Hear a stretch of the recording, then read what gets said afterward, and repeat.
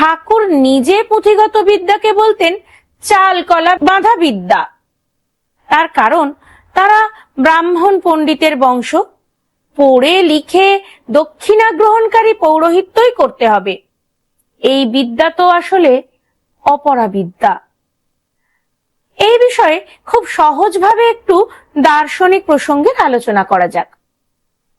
কেন ঠাকুর পুঁথিগত শিক্ষাকে পছন্দ করতেন না তাও বোঝা দরকার। আমাদের জ্ঞান 4 প্রকারে হয়ে থাকে। 5টি জ্ঞানেন্দ্রিয়ের সঙ্গে যখন জাগতিক বিষয়ের সরাসরি যোগ হয় তখন আমরা প্রত্যক্ষ জ্ঞান লাভ করি। বাকি 3টি জ্ঞান প্রত্যক্ষ জ্ঞানের উপর নির্ভরশীল।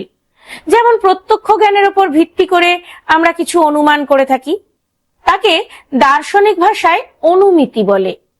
আবার প্রত্যক্ষ জ্ঞানের উপর নির্ভর করেই আমাদের একটি বস্তুর সঙ্গে অপর একটি বস্তুর সাদৃশ্য জ্ঞান হয়, একে তুলনাত্মক জ্ঞান বলে।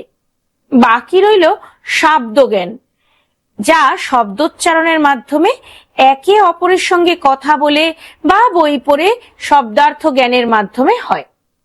অতএব শাস্ত্রের জ্ঞানও শাব্দ জ্ঞানী।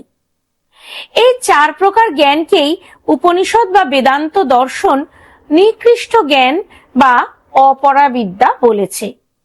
হ্যাঁ, জাগতিক বিষয় জানার জন্য মানুষের এই 4টি জ্ঞানই আবশ্যক, তা না হলে জাগতিক ব্যবহার সম্ভব নয়। কিন্তু এই 4টি জ্ঞানের দ্বারাই মানুষ নিজেকে জানতে পারে না, অর্থাৎ আত্মচেতনার বোধ তার হয় না।